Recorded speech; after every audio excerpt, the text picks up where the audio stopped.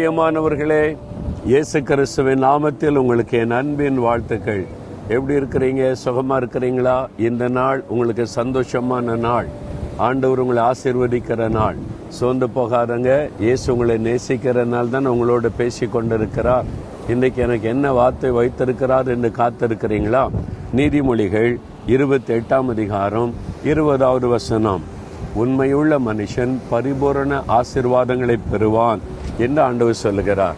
உங்களை பார்த்து சொல்றாரு, என் மகனே, என் மகளே, பரிபூரண ஆசீர்வாதத்தை உனக்கு தருவேன். அதாவது பெர்ஃபெக்ட் பிளஸிங்.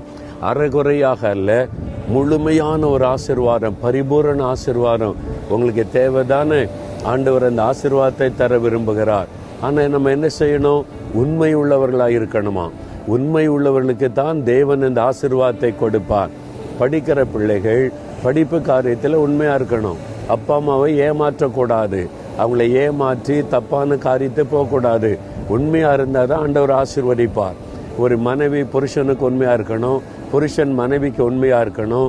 பிள்ளைகள் பெற்றோருக்கு உண்மையாக இருக்கணும். நம்ம அரசாங்கத்தில் வேலை செய்தால் வேலை செய்கிற இடத்திற்கு உண்மையாக இருக்கணும். பிஸ்னஸில் உண்மையாக இருக்கணும். நம்ம எதை செய்தாலும் ஏமாற்றாதபடி உண்மையாக நடந்து கொண்டால் பரிபூர்ணமாக ஆண்டவர் ஆசீர்வதிப்பாராம்.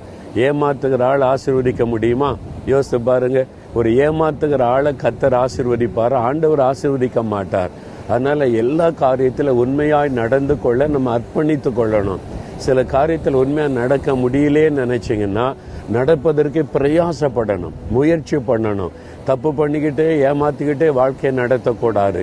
முயற்சி பண்ண கொஞ்சம் கொஞ்சமாய் தேவன் நம்மை உண்மையாய் நடக்க அவர் நமக்கு உதவி செய்வார். அப்போ உண்மையா நான் இருக்கணும். ஆண்டவரே, நம்ம ஒரு எந்த தேசத்தில் வாழ்கிறோமோ அந்த தேசத்துக்கு உண்மையா இருக்கணும். தேச துரோகம் பண்ணக்கூடாது. வரி கட்டுவதில் உண்மையா இருக்கணும்.